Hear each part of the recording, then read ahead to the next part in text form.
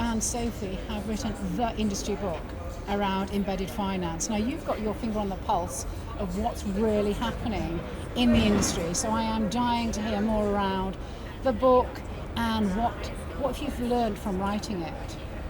Oh man, well obviously you were in it, so we had That was a busy weekend. Yes. What have I learned from writing it? Writing a book is a lot harder than you think.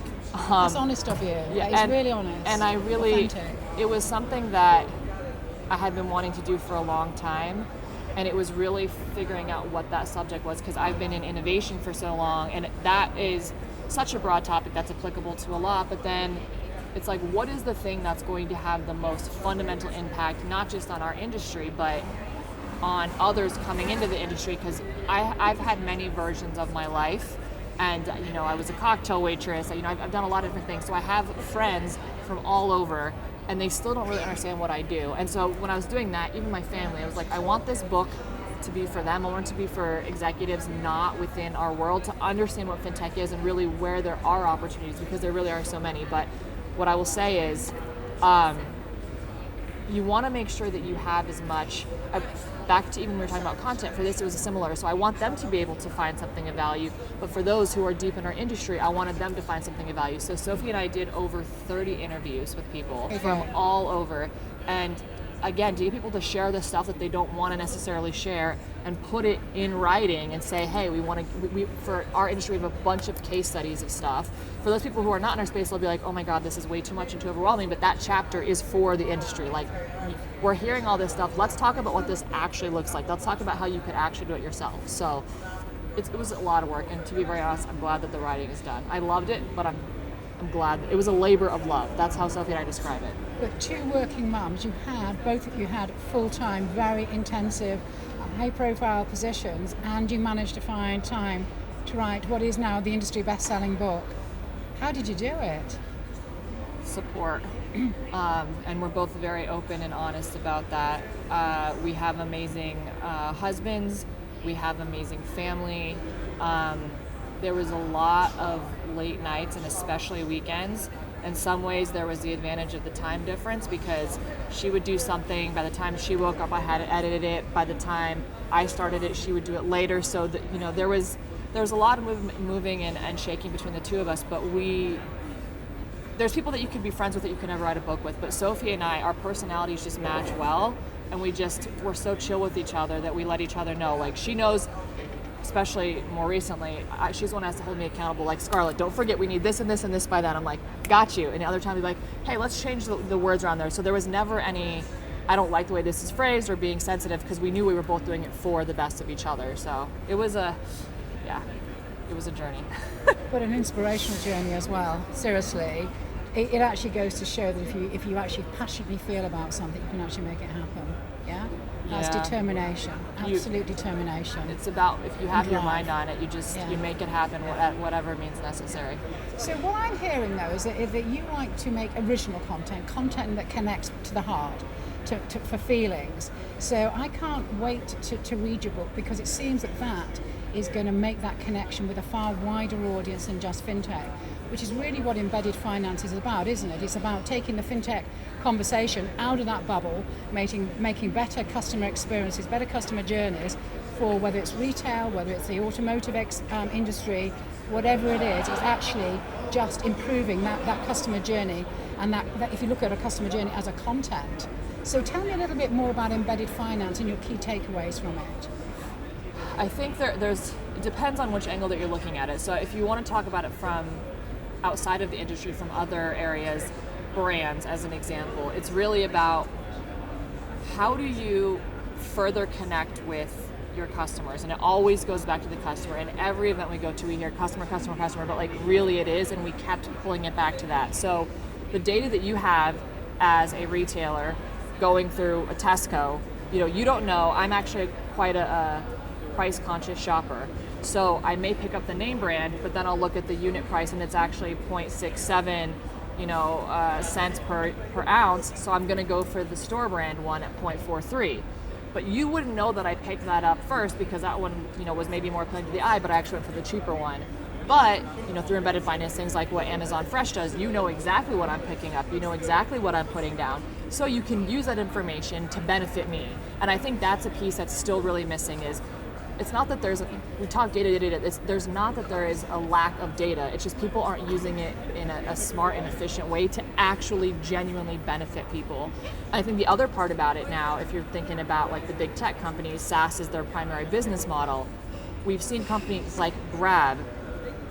The reason why when Sophie and I started talking about this, her story is about Grab, because she was looking at their investor report, and fintech, I want to say the number was $8 billion, was almost the exact same as the revenue from their restaurant and delivery side. It's like, they're not a fintech, but their revenue is the same from that. Shopify, $20.5 billion in GMV in Q3 of 2021, up 47% before. So this is not just a fad, and it's really about scale, where you can fundamentally change the business economics and actually charge a lot less for your main pricing, which is your SaaS, or not even charge at all for that because you're making so much money from the fintech side. So there's so much great things there. But to go back to the customer, it is about how do you connect the dots to offer a truly seamless experience. And in fact, both Sophie and I, our favorite chapter is the last one, because we're talking about what does the world look like in 2030, and we talk about Mia and the experience she has from the moment that she wakes up till when she goes to sleep.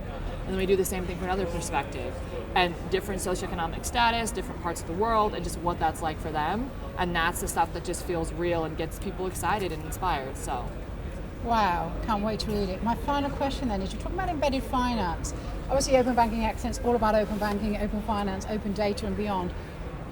Talk to me about the part that plays in your thinking around open embedded finance.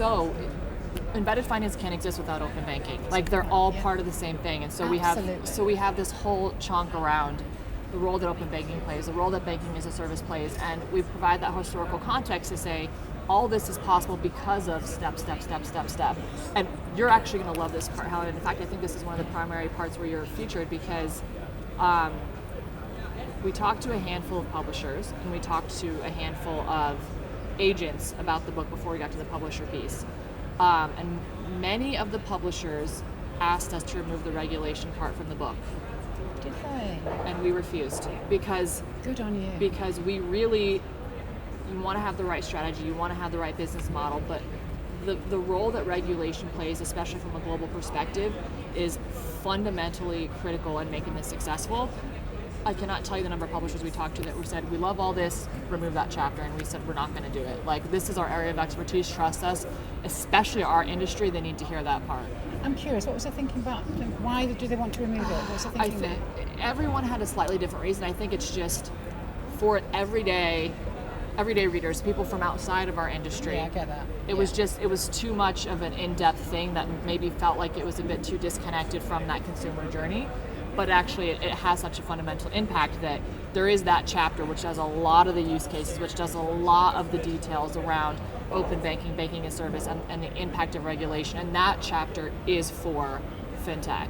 And I said to my friends and family reading the book, if there's a part that you may get lost on, maybe skip that chapter. But I would not feel like, given who I am and given who Sophie is, if that chapter wasn't in there, that wouldn't feel like we were doing service to the space. So we had to put it there. We work in a regulated environment. It should give everybody outside the world of fintech that feeling of security and that feeling of trust, that they're in a good place that is regulated. Well, and that's the thing. And whether or not you have the most positive relationship with your financial institution, one thing is for sure, and data supports this time and time again, you do trust them. Whether or not you like it, but you trust them. Whereas you don't trust necessarily other brands quite to the same degree. So that's really important. And we do have some interesting healthcare examples in there as well, which, obviously other most highly regulated industry, which has some room for switching things up too. It's interesting actually. So Brazil, we've launched our Brazil Familia. They are doing open healthcare. That's the next thing there. So you're on the money. You're absolutely leading the trends, which of course, doing what we do for Money 2020 doesn't surprise me. So my final question is the book. You've got your book launch this afternoon. So thank you for talking to us today, because I know it's a busy afternoon. It's already billed to be a bestseller. Okay. So I would love my signed copy. Yes. Is there another one? What's the follow? Is there going to be a sequel? Oh God. I know. We need to, seriously, but it's like everybody asks you that when you've had a baby. You know, Yes. when are you having the next one? Yes. So cliche question, but come on, Scarlett and Sophie, what's the next one? The answer right now is not in the foreseeable future. Just as I said to you, my biggest surprise was how hard it was. I hope that it hits and resonates the way that it should, but never say never. Yeah. I don't believe in saying no to anything, but the way that I'm feeling right now, we're good for some time. We're good for some time. Just enjoy this journey. Yes. Enjoy this journey. Yes. I have thoroughly enjoyed talking to you. Thank you. Thank in you. the Rock and Roll Lounge at Money 2020. It is Yes, superb, indeed. isn't it?